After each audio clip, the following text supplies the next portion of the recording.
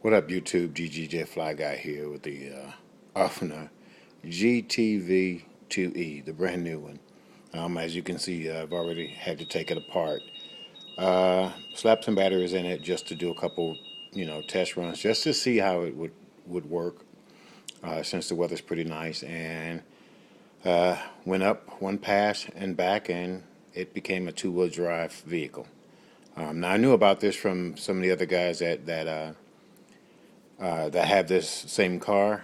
So I was kind of expecting it a little bit, I guess. Really hoping it wasn't the case, but it is. So, warning to anybody that's considering getting this car, first thing you need to do is take the motor, take the center spool apart and tighten it up, Loctite it, and put it back together. But one other thing that's kind of disappointed me about this car is I pulled the tires off just to check them. It's RTR. We all know you have to check the RTR stuff. It's just that.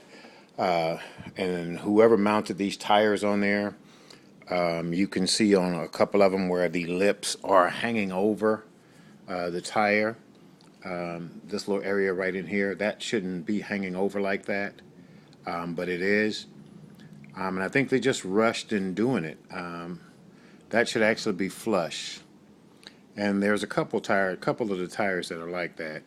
Luckily, I already have some GRPs lying around, so it's not a big issue for me. But someone buying this thinking that they could run it could actually end up losing or breaking, really doing some serious damage to the car, because that's going to eventually give way and blow, which I already know. The cool part for me is they're just pretty tires. They're going to all they're going to be for is just to model the car. When I race and when I run this thing, I will actually be using my GRPs, so that's not a big issue for me. Just a word of caution to anyone that may be considering getting this also. You want to go through and check your tires. I put a bead of glue around them. For any pre-mounted tires that I buy, I always go back and check them and put another bead of glue around, just because it makes me feel more comfortable. Really kind of disappointed and often on this one, just because they seem to be taking the whole RTR, which should stand for ready to run, and turning it into ready to repair. Because right out of the box, if you can see this, I strapped the battery in, and the battery strap broke. Now I stapled it together. I have another battery strap somewhere in the box. I have to find it. I'll replace it, but had it been on a track or someone just getting into the hobby, that would be an issue. What else so far have I noticed with this thing? I'm really not grooving on this motor mounts. Just getting to the set screw. I don't know. It works. It is what it is. I just don't like it myself. I would really like to be able to get to my pinion gear set screw to adjust it if I need be on the fly without a whole lot of issues. And because of the tools that I use, I mean, I actually had to break out the old L-shape hex wrench to work on this thing. What else? So far, I've gotten some comments from, or some suggestions from a couple other guys, MT Cookie and someone else, actually, I'm not really sure, posted or sent me a comment that I could probably try the LX2E shocks on here.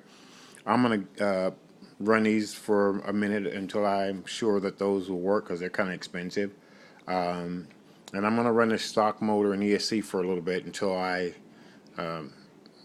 can decide which motor I'm going to go with.